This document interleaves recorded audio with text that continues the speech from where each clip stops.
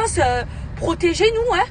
Oh, je me suis dessus, ça va ou pas? Je criais comme une hystérique. Je vais sur les vols pour prendre des vols. Il n'y a plus de vol direction la France. Il y a des missiles qui viennent de tomber encore, sauf que là il fait nuit, donc on voit comme des flammes qui tombent.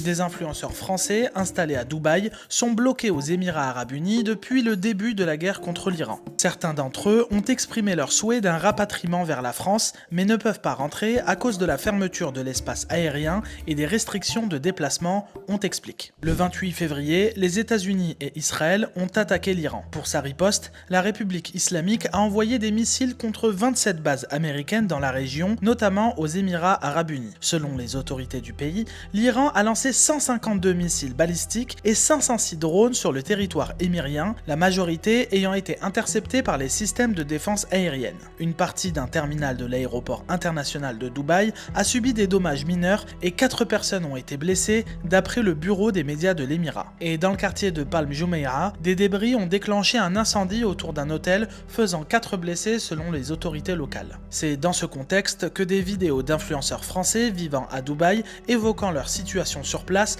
ont suscité de nombreuses réactions, parfois très virulentes sur les réseaux sociaux. Les influenceurs de Dubaï, finalement, on est bien en France, n'est-ce pas? Alors les influenceurs de Dubaï, si vous revenez en France, faut passer par la direction des finances publiques pour rembourser vos impôts de retard. Voir des petits influenceurs expatriés chialer et supplier pour des solutions de rapatriement, faut savoir apprécier les petits plaisirs. Qu'ils crèvent, on s'en fout, j'ai juré. Ces réactions interviennent alors que Dubaï compte près de 4 millions d'habitants, dont de nombreuses communautés étrangères. Parmi elles, la communauté française qui compte près de 35 000 membres. Face à l'escalade régionale, les autorités françaises disent suivre la situation de près. Le président Emmanuel Macron a rappelé que la priorité de la France restait la protection de ses ressortissants.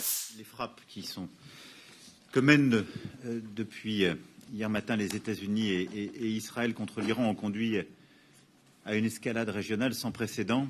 Dans ce contexte-là, notre priorité, je l'évoquais hier, c'est la sécurité de nos ressortissants, évidemment de nos emprises militaires, diplomatiques, des ressortissants qui vivent ou font séjour dans ces pays partenaires.